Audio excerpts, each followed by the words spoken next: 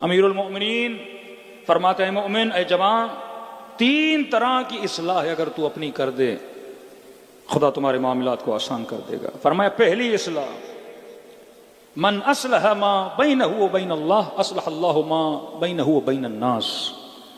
اے جوان، سب سے پہلے اپنا معاملہ اپنے رب کے ساتھ صحیح کر۔ تو اللہ ایک وعدہ دیتا ہے، اگر تو میرے ساتھ اپنا کنیکشن صحیح کر دے گا تو میں تمہارا کنیکشن لوگوں کے ساتھ صحیح کر دوں گا۔ اگر تو اپنا تعلق خدا کے ساتھ صحیح کرتا ہے تو اللہ کا وعدہ ہے کہ میں تمہارا تعلق اور کنیکشن لوگوں کے ساتھ صحیح کر دوں گا۔ بعض لوگ ہیں دینداری چھوڑ دیتے ہیں، بھئی آپ دینداری کیوں چھوڑ رہے ہیں؟ تو کہتے ہیں کہ فلاں مولوی صاحب کو دیکھا، فلاں عالم صاحب کو دیکھا، ان سے ہم نے چند چیزیں دیکھ لیں، لہٰذا اب دیندار بننے کا کوئی فائدہ نہیں ہے۔ جیسے اکثر آپ نے دیکھا ہوگا، یہ بڑے بڑے داڑھی والے اتنی دہشت گردی کر رہے ہیں تو ہمیں داڑھی رکھنے کی ضرورت کیا ہے؟ کہ خوارج اتنے نمازی تھے تو ہمیں دیندار بننے کی ضرورت نہیں۔ وہ مرجئہ کا عقیدہ کہ دل بس پاک ہونا چاہیے، دیندار بننے کی ضرورت نہیں ہے۔ میرے چوتھے امام جعفر صادق علیہ الصلوۃ والسلام پہلے شبہہ دور کریں۔ آپ دیندار بنو، اگر کوئی دیندار نما شخص کوئی غلط کام کرتا ہے اس کی وجہ سے آپ کو دین چھوڑنے کا حق نہیں ہے کہ جناب فلاں نمازی تھا، اس نے چوری کر دی، اس نماز کا فائدہ کیا؟ فلاں کی داڑھی تھی، سر پہ ٹوپی تھی، تو اتنے لوگوں کو ٹوپی پہنا کے چلا گیا، تو کہا پھر اب ٹوپی رکھنے کا فائدہ کیا؟ عبادت کرنے کا فائدہ کیا؟ چوتھے امام یہ حکیم اہل بیت کس طرح سے انہوں نے نسل تشیع کی تربیت کی ہے۔ موضوع فرماتے ہیں چار چیزیں دنیا میں ایسی ہیں ان کے پیچھے نہ جانا، تجھے کبھی ملیں گی نہیں۔ چار چیزیں اس کے پیچھے نہ جانا، تجھے کبھی نہیں ملیں گی، حالانکہ ان چار چیزوں کی تجھے سخت ضرورت بھی ہے، لیکن پیچھے جاؤ گے تجھے ملیں گی نہیں۔ پہلی چیز، لا عالما یستعمل علمہ، فرمایا کبھی بھی ایسا عالم نہ ڈھونڈنا یہ توقع کر کے کہ وہ 100% جو کہتا ہے اس پہ عمل کرتا ہے۔ ایسا نہ مولوی تجھے ملے گا، نہ ایسا تجھے عالم ملے گا۔ اگر کوئی ملے گا تو وہ امام معصوم ہے، کیونکہ ہر بندہ جائز الخطا ہے کہ فلاں پیش امام کے پیچھے ہم تو نماز نہیں پڑھتے، ہم نے اسے یہ دیکھ لیا۔ ہمارے استاد کہتے تھے کہ بہت پہلے، آج سے 40-50 سال پہلے کا محلے کا ایک بڑا عابد بندہ، متقی بندہ، ایک پیش امام صاحب جو بہت زیادہ عبادت میں، عرفان میں مشہور تھے کہ پورا محلہ اس کے پیچھے نماز پڑھتا تھا، لیکن دیکھا یہ بندہ مسجد میں آتا ہے، چھت پہ جا کے نماز پڑھتا ہے، مولوی صاحب کے پیچھے نماز نہیں پڑھتا۔ کسی نے جا کے پوچھا کیوں نہیں پڑھا؟ کہا چھوڑ دیجیے، ہمارے اپنے معاملات ہیں۔ کہ جناب نماز جماعت کا ثواب، پوری صف کھڑی، آپ پیچھے کیوں نہیں آتے؟ اب پرانے زمانے کی سوچ بتا رہا ہوں کہ مولوی کو کیسا ہونا چاہیے، لوگوں کی سوچیں دیکھیں۔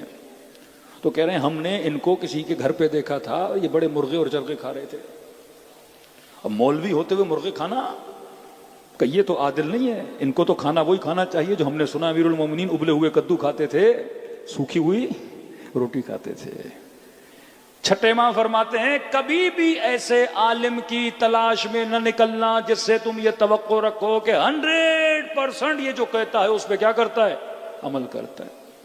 فرما نہیں، اگر مسجد میں پیش امام ہے، کوئی مولانا ہے کہ اچھی شہرت رکھتا ہے، تم اس پہ کیا کرو؟ عمل کرو، اس کی اقتدا کرو، لیکن جتنا ڈیپ کے اندر جاؤ گے تجھے کوئی عالم نہیں ملے گا۔ جب عالم نہیں ملے گا تو عالموں کا کنارہ کرنا چھوڑ دو گے، عالموں کے ساتھ رہنا چھوڑ دو گے، اور جب عالموں کا ساتھ چھوڑو گے تو علم کا ساتھ چھوٹ جائے گا، اور جب علم کا ساتھ چھوٹ جائے گا تو بے عمل ہو جاؤ گے۔ دوسری چیز فرماتے ہیں کہ عملاً بلا ریا، فرمایا ایسا عمل بھی نہ ڈھونڈو، ڈھونڈ کے تھک جاؤ گے کہ جس عمل میں ریا نہ ہو۔ ممکن ہی نہیں ہے کہ کوئی بندہ کہے میں نماز جماعت پڑھنے جا رہا ہوں، کہ آج کے بعد نہیں جاؤں گا۔ بھائی کیوں نہیں جاؤ گے؟ کہ محلے والے دیکھ رہے ہیں، کل بولیں گے یہ بڑا متقی ہے تو میں نماز جماعت نہیں جاؤں گا، ریا نہ ہو جائے۔ ہم تو گھر میں چھپ کے پڑھتے ہیں تاکہ عمل کیا رہے؟ خالص رہے۔ کہ نہیں، بعض عمل میں ریا ضروری ہے۔ جماعت میں جاؤ تاکہ دنیا دیکھے، جلوس میں آؤ تاکہ دنیا دیکھے، ماتم کرو تاکہ دنیا دیکھے، حسین حسین کہو تاکہ دنیا سنے اور دیکھے۔ فرمایا عملاً بلا ریا نہیں ہو سکتا۔ ایک بندہ روٹین سے نماز شب پڑھتا ہے، آج رات کسی نے اس کو اپنے گھر پہ دعوت دی، کھانا تھا، اب نماز شب کا وقت ہوا، اب ذہن میں شیطان وسوسہ لائے گا، جناب ابھی نماز شب پڑھو گے، یہ سمجھیں گے بڑا متقی ہے۔ بڑا پرہیزگار ہے تو لہٰذا نماز شب پڑھنے کی ضرورت نہیں ہے۔ فرمایا نہیں، ایسا عمل ہے ہی نہیں۔ تمہاری نیت یہ ہونی چاہیے کہ میں ریاکاری نہیں کر رہا، لیکن اگر اس عمل سے ریا نکل رہا ہے، لوگوں کی نظر میں وہ عمل آ رہا ہے، اس عمل کو کرنے میں کوئی وجہ نہیں ہے۔ تیسری چیز فرمایا تعامن بلا شبہ، ایسی غذا کی تلاش میں نکلو جس میں کوئی شبہ نہ ہو۔ وہ غذا تجھے ملنے والی نہیں ہے۔ کسی کے گھر میں گئے، اس نے مرغا رکھا ہے، اس نے کوئی گوشت رکھا ہے، اب آپ سوچنا شروع ہو گئے یہ گوشت جس دکان سے لیا تھا اس نے اللہ اکبر پڑھا تھا کہ نہیں، اس نے چھری صحیح سے چلائی تھی کہ نہیں۔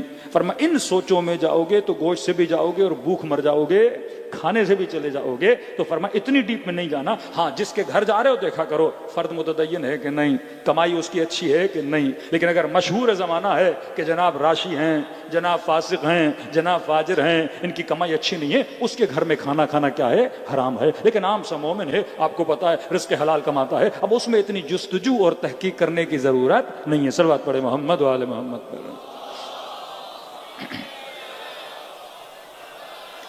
آخری چیز فرمایا صدیقاً بلا عیب، ڈھونڈ ڈھونڈ کے تھک جاؤ گے لیکن کبھی ایسا دوست تجھے نہیں ملے گا جو دوست بغیر عیب کے ہو۔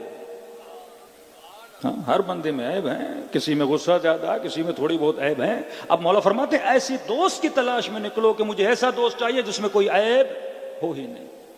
فرماتے ہیں اکیلے رہنے سے اچھا ہے کسی صالح بندے کو اپنا دوست بنا دو۔ اب ہر بندے میں عیب ہیں، دو عیب تمہارے اندر ہیں، دو اس کے اندر، لیکن کسی فاسق کو نہ بنانا، فاجر کو نہ بنانا۔ جسے بھی دوست بناتے ہو یہ توقع نہ رکھا کرو کہ اس کے اندر کوئی عیب نہیں ہے، یا اس کی ذاتی زندگی کے اندر نہ جھانکا کرو کہ آج میرے ساتھ تھا، کل کہاں گیا تھا، رات کہاں گزاری تھی۔ تمہیں جاسوسیاں کرنے کی ضرورت نہیں ہے۔ بس اگر معاشرے میں مسجد میں آنے والا ہے، نمازی ہے۔ معصوم فرماتے ہیں دو چیزیں دیکھا کرو۔ مولا کون سی چیز؟ فرمایا ایک دیکھا کرو وفائے عہد کرتا ہے کہ نہیں، زبان کا سچا ہے کہ نہیں، امانت دار ہے کہ نہیں۔ اگر یہ دو خصوصیتیں اس کے اندر ہے، یہ اس قابل ہے کہ اسے کیا بنایا جائے؟ دوست بنایا جائے۔ ہمارے مولانا کہتے ہیں کہ جوان تنظیمی جوان تھے، ایک جوان مسجد میں نماز پڑھنے آ رہا تھا تو اسے کہا جناب آپ مسجد میں نہیں آتے، آپ جلوس میں نہیں آتے، آپ دفاع مقدس کے جلوس میں نہیں آتے، ہم مرکزی پروگرامز کرتے ہیں آپ یہاں پہ نہیں آتے۔ اس نے کہا بھائی ان پروگراموں مجھے جانا پسند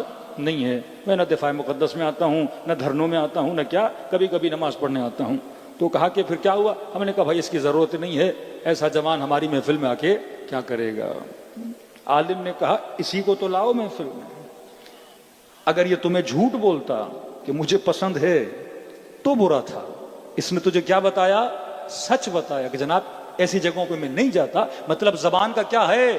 سچا ہے۔ اس بندے کو اس محفل میں لاؤ، پھر آہستہ آہستہ اس کے اندر دین کی محبت کو پیدا کرو۔ دین ایک دن میں کسی کو آپ دیندار نہیں بنا سکتے، آہستہ آہستہ بچوں کو محفل اہل بیت میں لایا جاتا ہے۔ وہاب قلبی بھی کرسچن تھا، کردار امام حسین سے حسینی بنا۔ جناب زہیر کو کتنی مرتبہ امام نے قاصد بھیجے، کتنی مرتبہ پیغامات بھیجے، لیکن آخری پیغام میں جناب زہیر بنا۔ تو ہر چیز کی ترکیب اہل بیت نے فرمائی ہے۔ فرمایا اگر تو اپنا تعلق اللہ کے ساتھ صحیح کرے، خدا تمہارا تعلق بندوں کے ساتھ صحیح کر دے گا۔